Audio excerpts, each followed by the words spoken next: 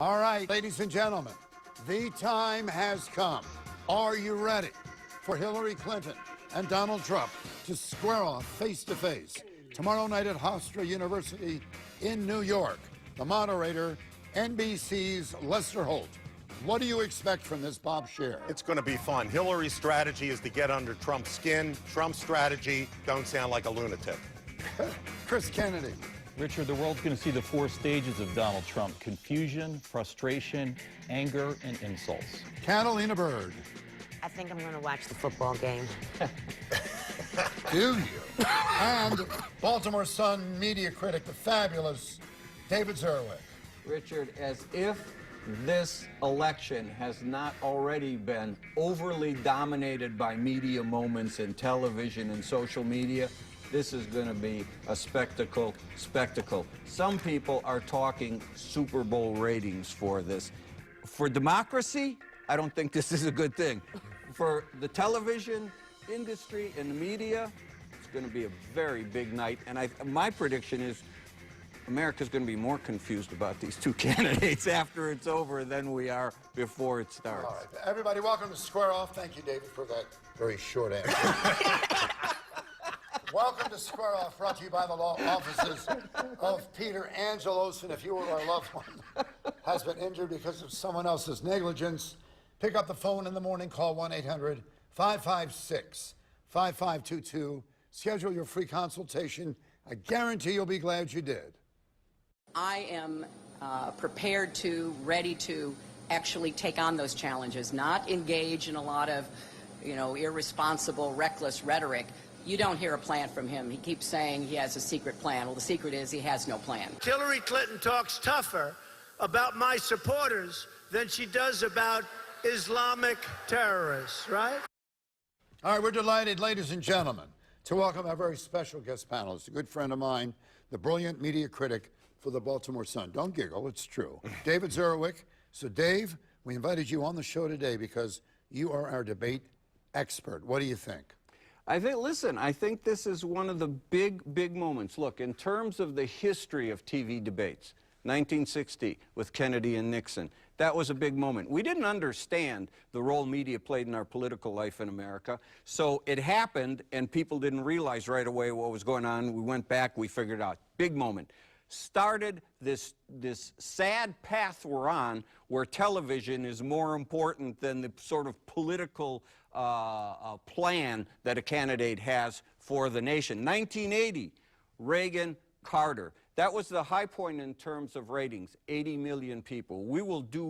They will get an audience Monday night larger than 80 million people. The interesting thing is with Trump, all Trump has to do is beat the point spread. He doesn't have to win the debate. He has to beat the point spread. In other words, the bar, it means the bar is so low for him, he just has to exceed the low expectations that they have for him. He has to prove to America he's not a nut and a lunatic, which is what Hillary, that's Hillary's game plan. That won't happen. Hillary's entire campaign now is not about policy. It's about trying to upset Trump and make him look like a lunatic. He put her in that position because of the fact he has no policy in him plan, and he is a lunatic, so that's the only thing she can talk about. Well, she can't talk about her record because she is running as an incumbent in this election, and she's the incumbent. She is running on Obama's policies. There is no incumbent. Listen. Secretary Clinton was right in that soundbite. The next iteration of Donald Trump's plan will be his first, all right?